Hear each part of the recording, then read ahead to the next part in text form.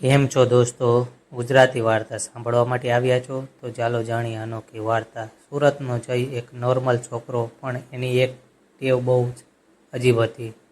તે રોજ રાત્રે 3 વાગે જાગતો, કારણ કે તેને રોજ એક નંબરથી મેસેજ આવતો.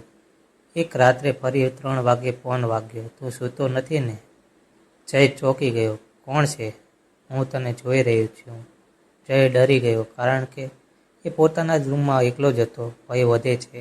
જયે મજાકમાં લખ્યું, ક્યાંથી જોઈ રહે છે? થોડી સેકન્ડ પછી મેસેજ આવ્યો પાછળથી. જય ધીમે ધીમે પાછળ વળે છે, પણ ત્યાં કોઈ નથી. રહસ્ય ઊંડું થાય છે. જય ગુસ્સે થઈને લખે છે, મજાક બંધ કર. પણ આ વખતે મેસેજ સાથે એક ફોટો આવે છે.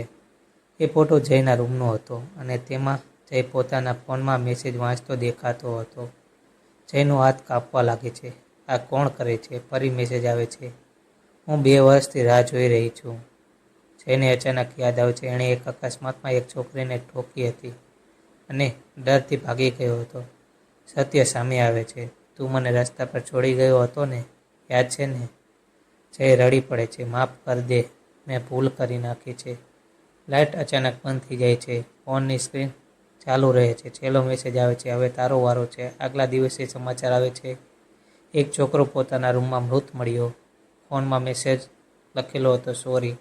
છેલ્લી લાઈન, તે નંબર આજે પણ એક્ટિવ છે, પણ ને દરરોજ રાત્રે 3 વાગે કોઈને મેસેજ તો આવે જ છે.